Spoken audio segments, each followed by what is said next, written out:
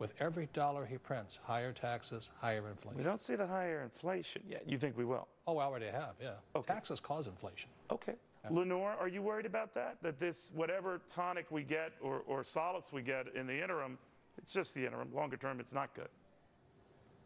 Oh, definitely. I mean, all the signs point to a continuing weakening.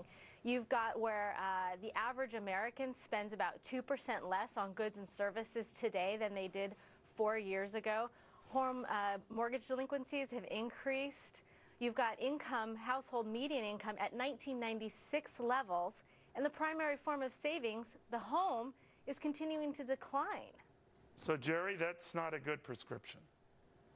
No, and Bernanke is not the right person to deal with this problem. I understand, he's saying to the market, I have your back, and to the bankers, I have your back, but he's not supposed to have their back. He's supposed to have the greenbacks back. He's supposed to guard the value of the currency. That's his job. And I know there's this strange dual mandate that says, well, he has to control inflation and also, create jobs. But the fact is that those mandates aren't really in conflict with one another, because over the long run, low inflation is good for jobs as well as for dealing with financial stability. So he can't solve the problem with the printing press that the government creates with overspending. What do you think of that, Bud? But there's only so much I can do. And you talk about a Midas touch. It's very hard to have an investment or Midas touch, period, in an environment like this, because almost anything you shoot gets you shot. That's correct. But, as Dickens once said, it's the best of times and the worst of times. Yeah, but he never invested in this market.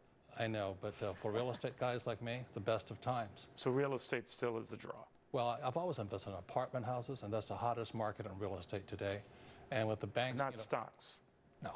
I'm not brave enough or smart enough. And you've been like this for years, and you think it's the case for years more. Yeah, well, I've always invested for cash flow, and the Fed right now is giving away money at 5%.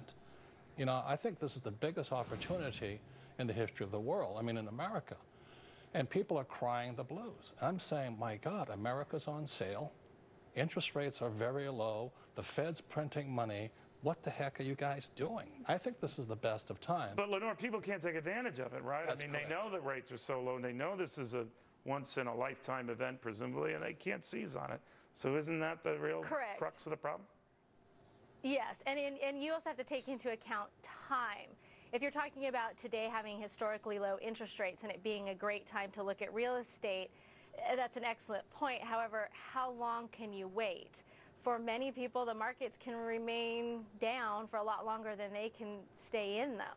Well, Jerry, how long do you think this continues? I know you've been way ahead of this curve, but do you think it lasts significantly longer? Is this just sort of a generational theme? One?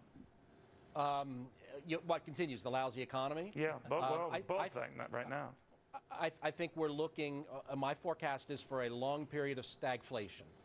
Economic growth near zero for the foreseeable future, and inflation above average.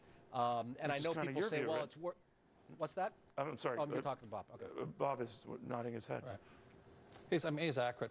The last depression, do you know how many years it took to cure? 25 years.